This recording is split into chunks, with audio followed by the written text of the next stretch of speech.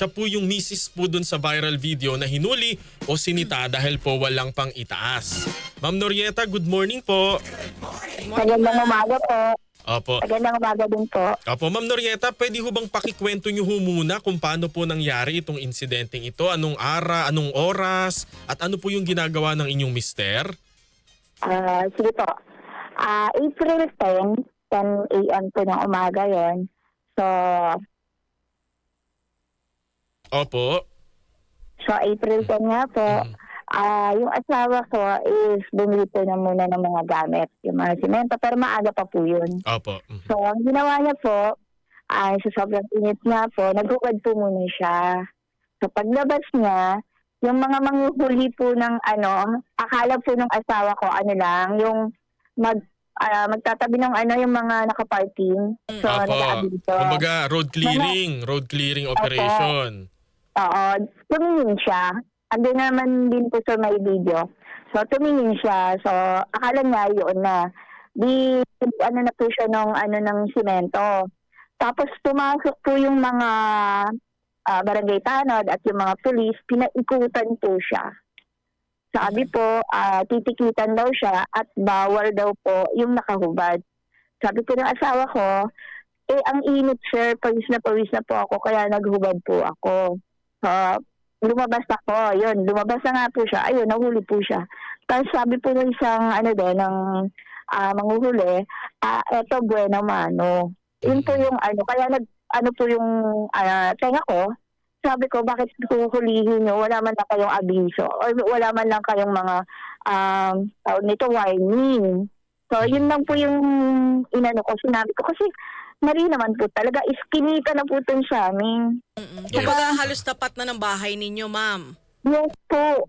So, ang inaano ko lang, bakit hindi ba pwedeng sabihin na, pwede po, kuya, pwede ka muna kasi meron kaming operation galugad.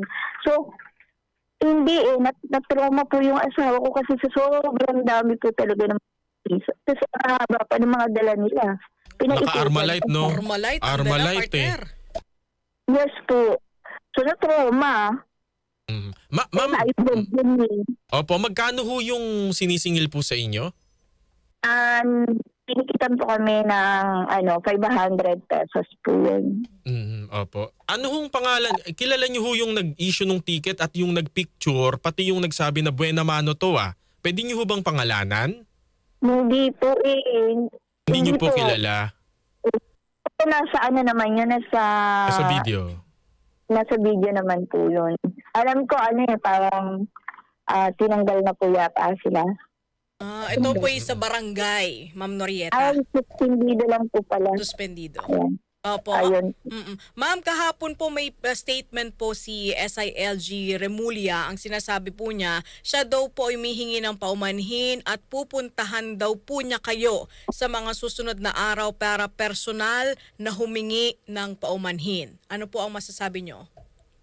Actually po naman, marami naman po na nagpunta ng mga station, TV station. So, ang sa akin lang, nagpasalamat din po ako kahit pa paano, nabago po yung batas na inulat po nila or na itama nila na kung ano man yung dapat gawin dun sa, hindi yung, di ba, hindi yung uuhuli lang sila ng sino-sino lang. Dapat yung meron po silang exemption na pagka ikaw construction worker ka, dapat hindi ka po dapat hulihin. Kasi natural lang po yun sa mga trabaho ng mga construction na nakahubad. So sana po may mga na parang category kumbaga. At saka hanggang saan po ba yung pwede kang maghubad?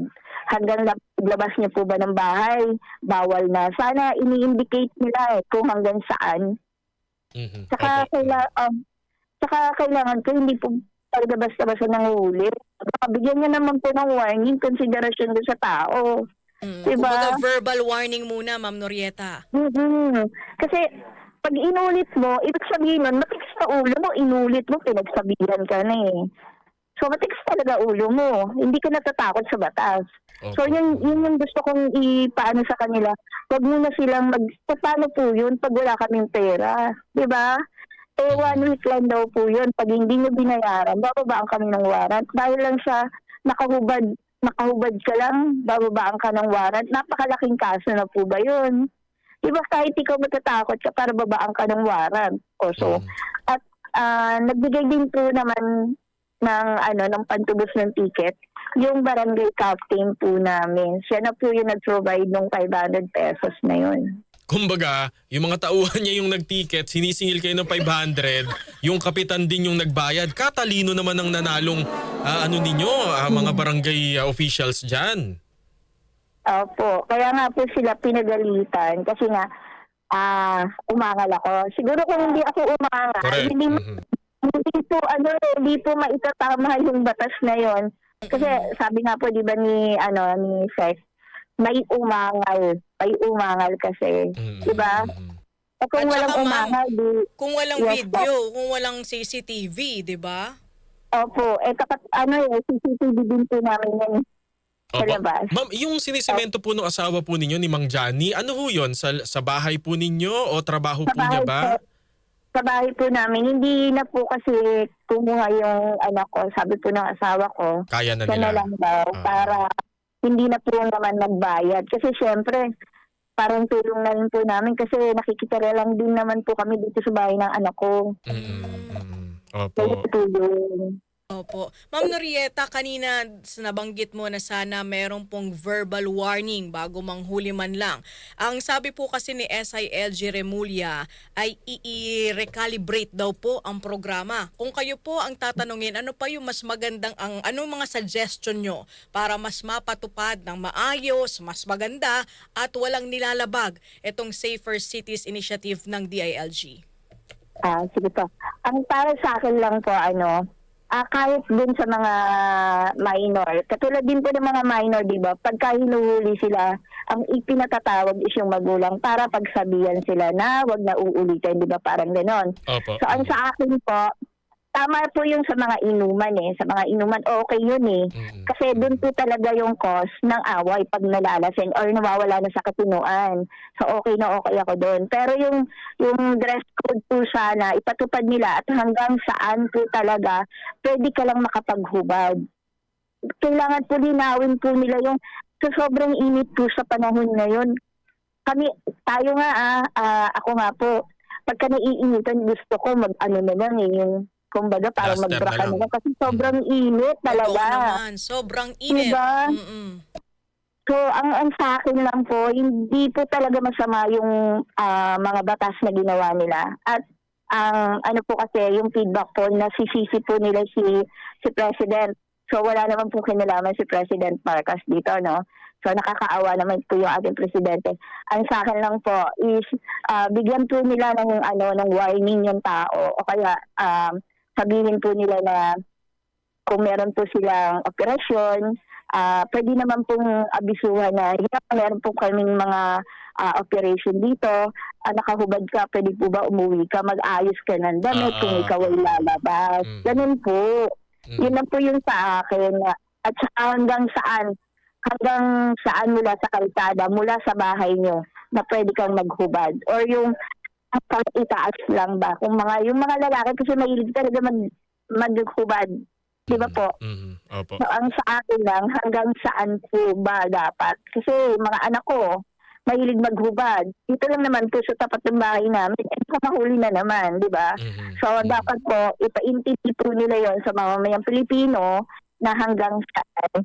At kung yung multa, kung magkakaroon sila ng second offense, third offense, or hanggang saan yung kung sa ika-apat po ba makukulong na sila. Dapat po implement po nila yon at ilagay po nila sa barangay at outpost ba yon. So, po nila doon. Nakapaskil.